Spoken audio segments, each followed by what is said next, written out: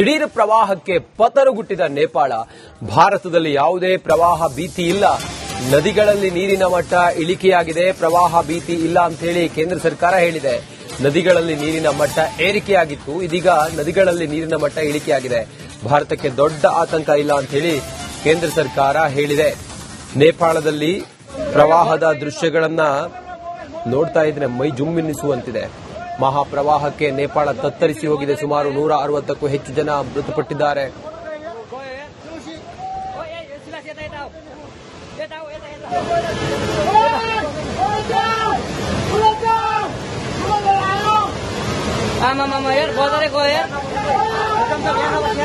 ओहो पूरा डैम फुटेर आयो यार।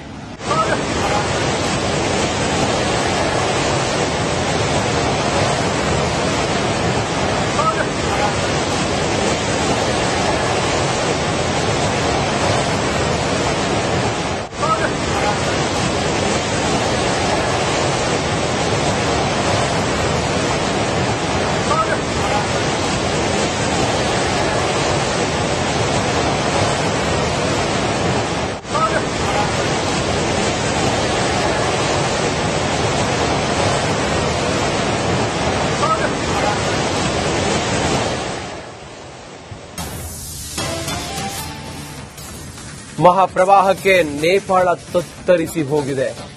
ಸುಮಾರು 160ಕ್ಕೂ ಹೆಚ್ಚು ಜನ ಮೃತರಾಗಿದ್ದಾರೆ ಅನ್ನೋ ಮಾಹಿತಿ ಸಿಗ್ತಾ ಇದೆ. ನೇಪಾಳದಲ್ಲಿ ನೂರಾರು ಜನರು ನಾಪತ್ತೆಯಾಗಿದ್ದಾರೆ.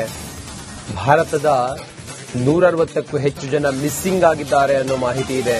ನೇಪಾಳ ಪೊಲೀಸರು ಹಾಗೆ ರಕ್ಷಣಾ ಕಾರ್ಯಾಚರಣೆ, ಬರದಿಂದ ಕಾರ್ಯಾಚರಣೆಯಲ್ಲಿ ರೆಸ್ಕ್ಯೂ ಮಾಡ್ತಾ ಇದ್ದಾರೆ.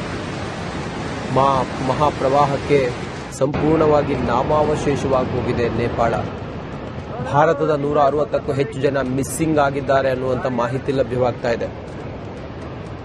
ನೇಪಾಳದ ಪೊಲೀಸರು, ಸೈನಿಕರು ರಕ್ಷಣಾ ಕಾರ್ಯಾಚರಣೆಯಲ್ಲಿ ತೊಡಗಿಕೊಂಡಿದ್ದಾರೆ. ದಿಢೀರ್ ಪ್ರವಾಹಕ್ಕೆ ನೇಪಾಳ ಹೇಗೆ ಸಂಪೂರ್ಣವಾಗಿ ಸರ್ವನಾಶ ಆಗ್ತಾ ಇದೆ ಅನ್ನುವಂಥ ವಿಜುವಲ್ಗಳನ್ನು ತಾವು ಗಮನಿಸ್ತಾ ಇದ್ದೀರಿ. 6 ಸೇತುವೆಗಳು, 40 ಕಿಲೋಮೀಟರ್ ರಸ್ತೆಗೆ ನಾಪತ್ತೆಯಾಗಿದೆ. ಆದರೆ ಇದರ ಎಫೆಕ್ಟ್ ಏನಾದರೂ ಭಾರತಕ್ಕಿದೆಯಾ ಕೇಳಿದ್ರೆ ಭಾರತಕ್ಕೇನು ಪ್ರವಾಹದ ಭೀತಿ ಇಲ್ಲ ಅಂತ ಹೇಳಿ ಕೇಂದ್ರ ಸರ್ಕಾರ ತಿಳಿಸಿದೆ.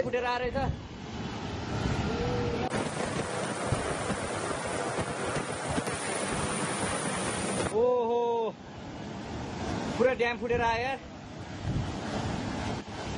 पूरा चाइनाको ड्याम फुटेर आयो रहेछ।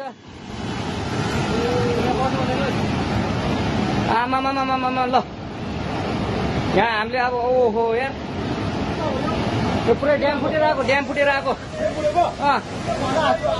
यो घर गयो ल।